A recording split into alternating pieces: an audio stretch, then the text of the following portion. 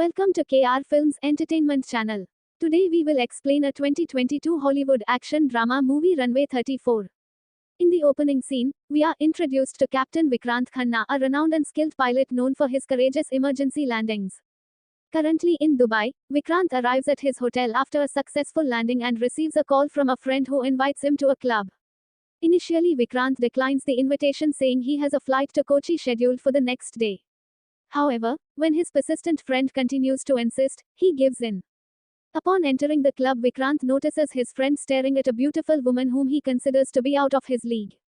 But Vikrant is certain that he can seduce her with his good looks. So, he proposes a bet, saying he can get the woman's phone number. If he loses, he will buy his friend a car, but if he wins, he will take his favorite motorcycle. The friend promptly agrees, and so the challenge begins. After drinking a few rounds, Vikrant confidently approaches the woman and entices her with smooth talk. Then, he gets her phone number and convinces her to join him and his friend for a party. The three then dance all night and have a great time, before returning to their respective hotels in the early morning. Unfortunately, because of all the drinking, Vikrant misses all his alarms and falls behind schedule. He is eventually awoken by a call from his wife, who reminds him about their daughter's upcoming birthday. However, Vikrant, who is known to have an exceptional memory, assures her that he knows the date very well. As the time for departure draws near, Vikrant hastily prepares himself and makes his way to the airport, concealing his tired eyes behind sunglasses. Upon arrival, he meets his co-pilot Tanya Albuquerque, and they briefly discuss their upcoming flight. They then engage in small talk before boarding the Skyline 777 aircraft. Once everyone has arrived, Vikrant addresses the passengers, providing them with important information about the expected duration of the flight, the distance to their destination, and the prevailing weather conditions. It's almost like any other normal flight and the people appear to be calm. But once the plane is airborne and reaches a suitable altitude, Vikrant activates the autopilot mode and goes to sleep. After a short period of time, an engine alarm begins to beep, and Tanya struggles to identify the cause. Fortunately, Vikrant wakes up and quickly resolves the issue using his sharp wit. He then calls over a flight attendant and requests a cup of black coffee, saying he is still feeling drowsy. He also whispers the name of a specific medication, which she understands and prepares for him. When Vikrant finally receives his coffee, he retreats to the restroom momentarily. Soon after, he returns to the cockpit and engages in a brief conversation with his co-pilot. As time passes, it begins to rain heavily with flashes of lightning and thunder. When the pilots check the fuel meter, they learn that the airplane still has 4,800 kilograms of fuel. Moreover, they estimate that it will take them approximately 45 minutes to reach Kochi. Meanwhile, in the Kochi Air Traffic Control Office, there is an elderly staff member by the name of Mr. Tripathi, who continues working despite his weak health. As the flight nears its destination, Tanya contacts the Kochi ATC to seek permission for landing. However, Mr. Tripathi informs her that the heavy rain has significantly reduced visibility on the runway, leading to a negative response. Upon hearing this, Tanya consults with Vikrant regarding whether they should proceed with the flight or attempt the landing. She also lets him know that their fuel reserves are decreasing by the second. But to her surprise, Vikrant asserts that they will proceed with the landing, despite the challenging visibility conditions. Tanya then relays this message to the ATC, notifying them of the critical fuel situation. As a result, Mr. Tripathi finally grants them permission to land on runway number 27. Now, it is only a few minutes until the landing, but the rain has become even more violent. This sadly causes the aircraft to lose communication with the ATC, forcing them to abort the landing and fly again. In the next scene, a worried Tanya proposes to Vikrant that they consider landing in Bengaluru as a highly secure option. She calculates that they need 3,300 kilograms of fuel to reach there, and they still have 3,900 kilograms remaining. However, Vikrant disagrees and says that they will be heading to their original destination. He then contacts the Kochi ATC to seek permission for landing, a request that Mr. Tripathi grants. But unfortunately, the degrading weather once again blocks their view of the runway.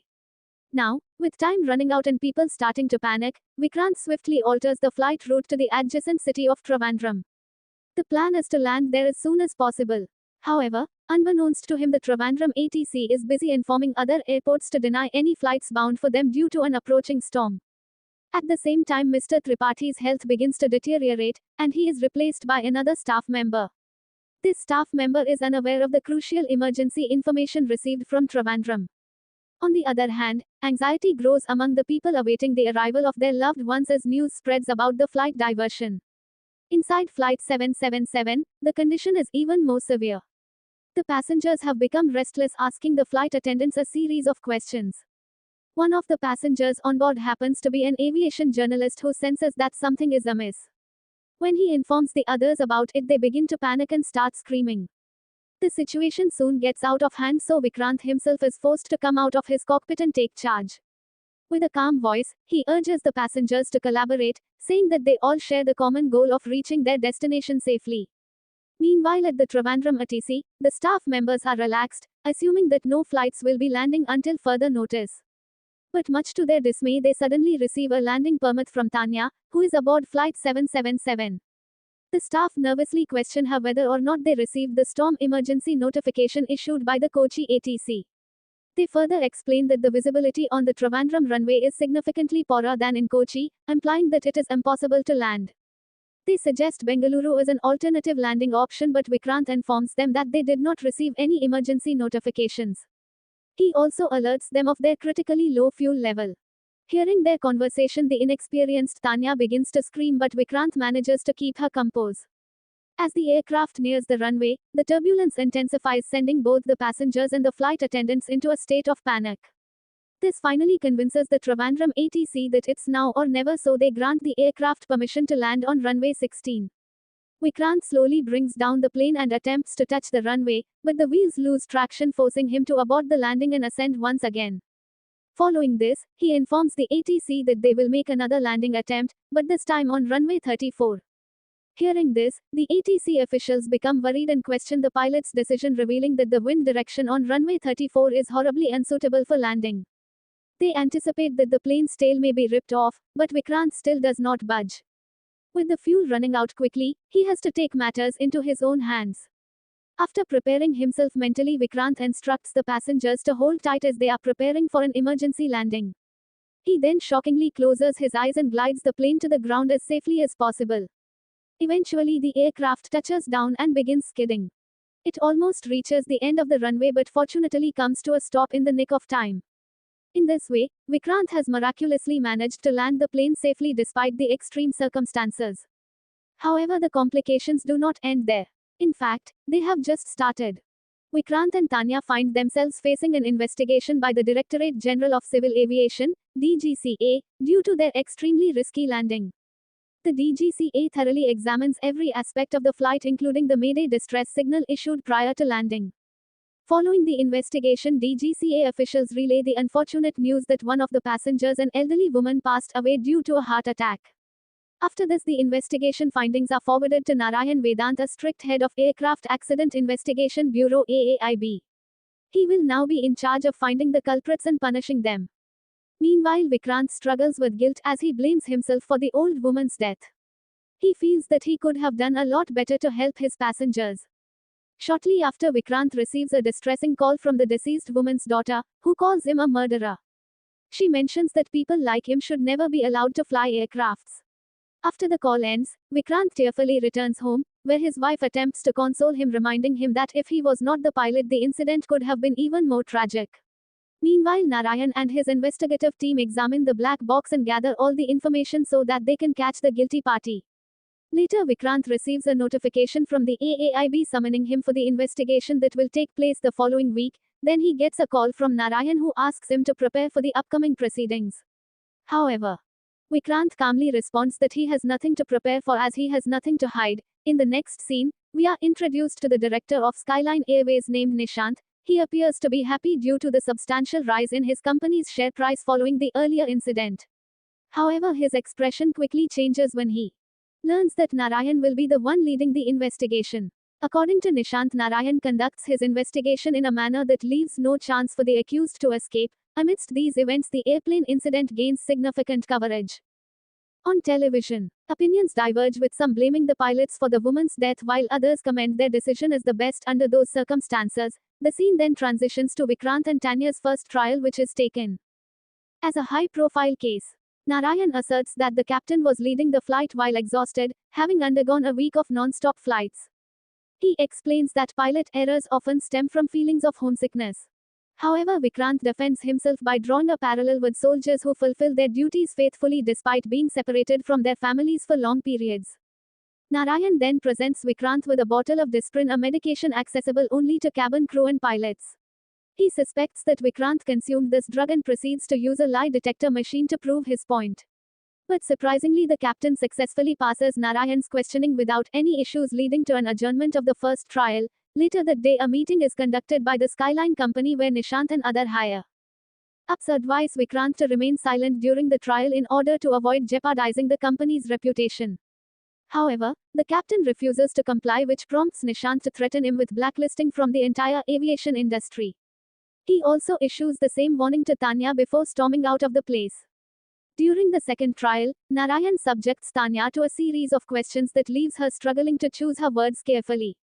Under this pressure, she reveals that the captain had red eyes before the flight and had taken a nap shortly after takeoff. Furthermore, she discloses their disagreement over selecting an alternative landing destination. When Vikrant claims to have had sufficient rest prior to the flight, Narayan unexpectedly presents the woman from the Dubai club. She reveals that they had been drinking and partying until 6 in the morning.